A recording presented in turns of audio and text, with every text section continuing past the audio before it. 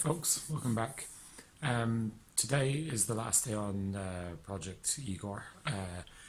We've been finishing off a few little bits over the last week or two, and yeah, it's finally ready to leave today. So I'll jump back a little bit and show you what we've been up to, and we'll have one last look at it before it goes out the door this evening. So yeah, here we are. Now, wiper motor in this van is not working. Can you take them out without taking the dashboard out? I don't know yet, I haven't tried. You can see here where they are. This is with the dash out. I don't know. The bolts are on the front of that. I don't know if I can get to those. And those screws along there hold the whole mechanism in, along with a few inside there. But I'm just going to reach up through the glove box and see, can I open it on the other van or not. So first thing is take the glove box out. These little tabs just bend in to let it drop down. Sometimes you can slide them out sideways, but otherwise you just undo the sometimes you just undo the 4 screws that are in that. And then there is the motor way up in there. Now the screws are all facing forward, so it's a bit of a nuisance, but let's give it a go. Okay, so it's tricky, but you can get the motor out. Ignore the fact that the motor armature is off of that, but you have to take out, you can take out the bottom 2, and then you need to take the center one off. You have to do it all by feel, you can't see anything. So take the center one off, and that lets you get to the other one with a spanner. A 10mm ratchet spanner would be perfect for it. Now this motor seems to kind of run. It's fairly burnt out, I'd say it stinks, but one of the brush packs, that one there, has just broken away, and the brushes are, yeah, they've just about had it. So what I'm going to do is, it wasn't too bad to actually get out, so I'm going to try and put it back together. The linkage was a bit seized in that van, so now that I've got the linkage freed up, I'm going to stick this back in for a little while, and hopefully it'll spin it around, and we'll be able to get away with it for a little while at least, or at very least we'll know how easy it is to put in and out.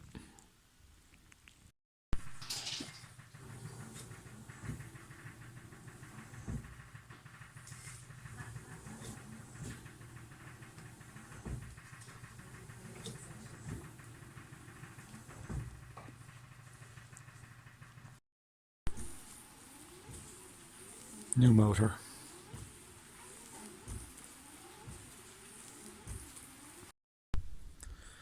So the van is up and driving, and because it's a nice day, showery but nice in between, I'm just getting on with a bit of compounding. So just kind of really doing the big panels, kind of in the middle of doing that side at the moment, kind of halfway across the sliding door there when it poured rain on me. So just got all this rear quarter and stuff to do now, but it is making a nice difference to it. It's not bad, but I'm just going over it with a bit of 2000 grit paper, and then over it with the compounder after. Like that, the doors were already done, these panels were already done, so it's just the side panels really. And so I'll give it all its first coat of wax after that, get it polished up. So I'll show you when it's all at that level. Okay everyone, I'm going to take this brief opportunity to have a last look at the outside of the van. It keeps raining. I've just finished the compounding and the polishing, so this is probably the last time. This is the last time I'm going to wash it and polishing it, so this is as clean as it's going to be, and the weather forecast does not look like I'm going to get the opportunity to get out in the sun again. That said, as soon as I said this, the sun has disappeared, but yeah, we'll take a look around the outside of it. There's still a little bit to happen inside. There's about a day's work, just a little bit of wiring, so I'll give you a brief look at where inside is at now as well, but yeah, I'm obviously just waiting for the interior to be finished off so I can show the inside, but we'll take a look at the outside now anyway while the weather is good.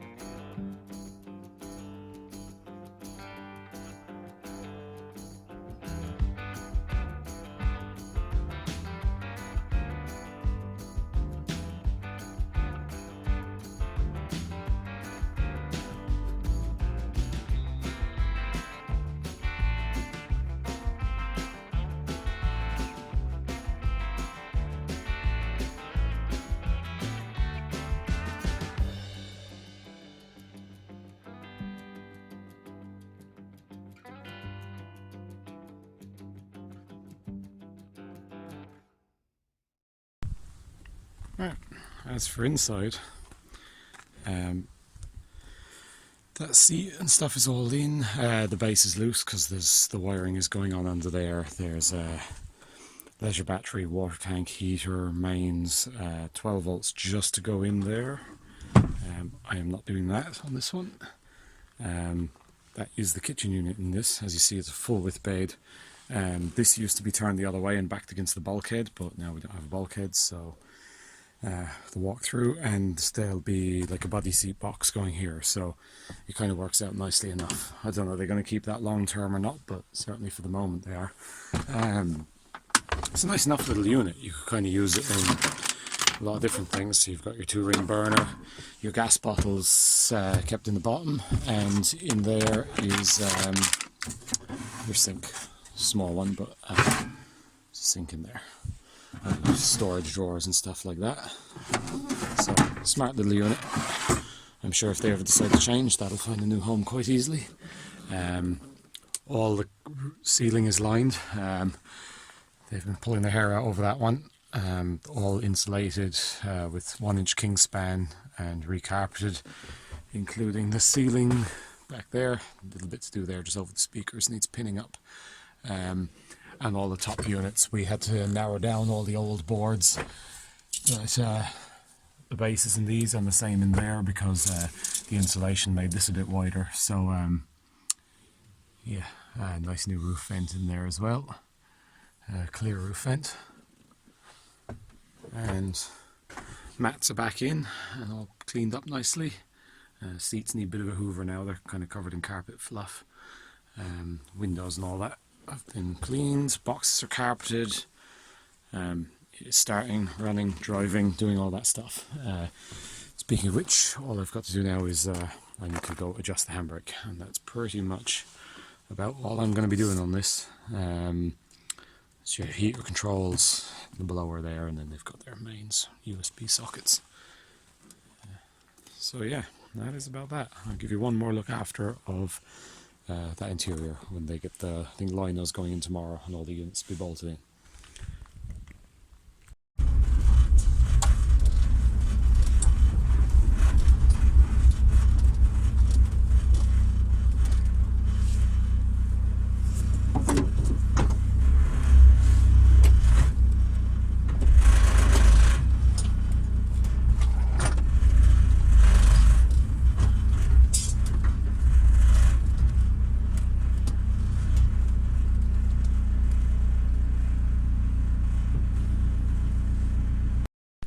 Now, we did spend all the other day messing with injector pumps, so that's a blown up turbo diesel engine there, but this is the 1.9 injector pump off of that one way. It just wasn't coming right. It needs to go to an injector pump specialist and get sorted out. Just, I don't know, it wouldn't prime, wouldn't go full throttle. It was dry when we got it, so obviously the vanes or something inside have just rusted up. So, as far as I was aware, you could just stick a 1.6 pump on. Now, that is absolutely not the case. You need this plate off the 1.6. There's also a different backing plate for the timing belt cover, but that doesn't fit either, because the block, the 1.6 block, is actually a taller head or taller block, or something's different anyway, that the case doesn't fit. If you line up this is miles out, so the cam is up further on 1.9. But so we had to cut the old plate to back the timing belt case and use this fitting, and there's a piece there, it's gone off this one now, the other section that goes down there, because the center bore on that pump there is bigger. But in turn, rather than just a straightforward pump swap, we then in turn had to remove the cam pulley on the 1.9, reset the cam timing, reset the pump timing, and all that carry on. Now it's running absolutely perfect with the 1.6 pump and seems perfectly lively and everything. This is the 1.6 engine that came out of it. I actually used that timing, the injector pump bracket off of this one, but this had a metal timing cover that went down behind the sprockets, so this didn't have the plate we wanted for that. Not that it would have fit anyway.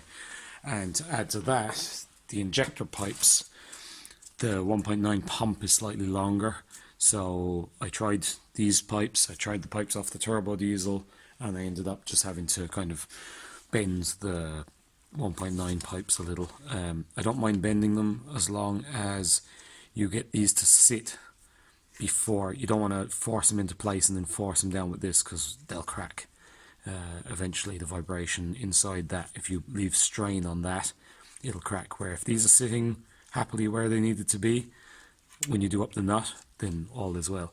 And make sure that these go back on afterwards well, because I haven't had it happen on these engines, but definitely on the 6-cylinder Ford boat engines and stuff, I've had injector pipes crack a few times. Always down inside the nut in there, so I guess that's where all the strain ends up. So yeah, can you fit a 1.6 pump? Yes, you can. Is it a pain in the ass? Absolutely. That said, the engine's warm there now, so just drove it, but I'll give it a quick start, and you can just, at least you can hear it run.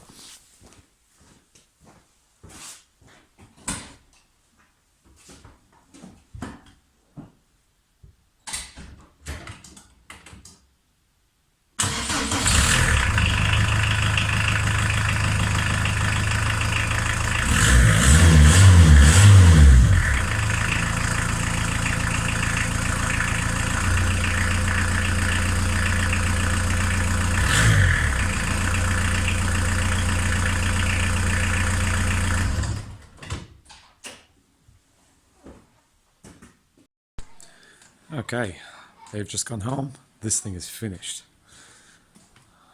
See if I can get some lights on in here and show you the inside of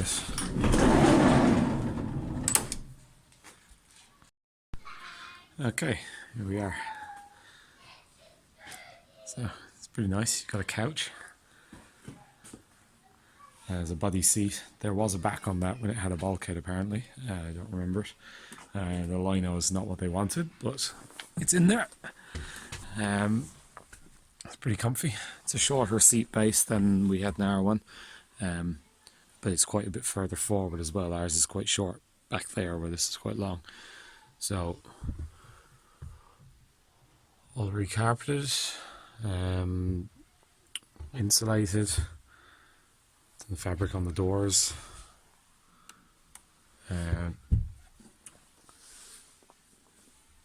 Little covers for the battery boxes.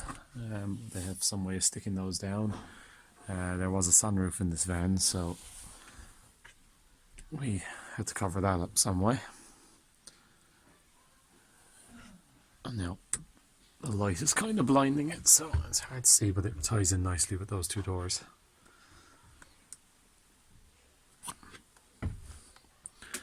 Like that. Sink, everything's all hooked up. Gas, sink, everything.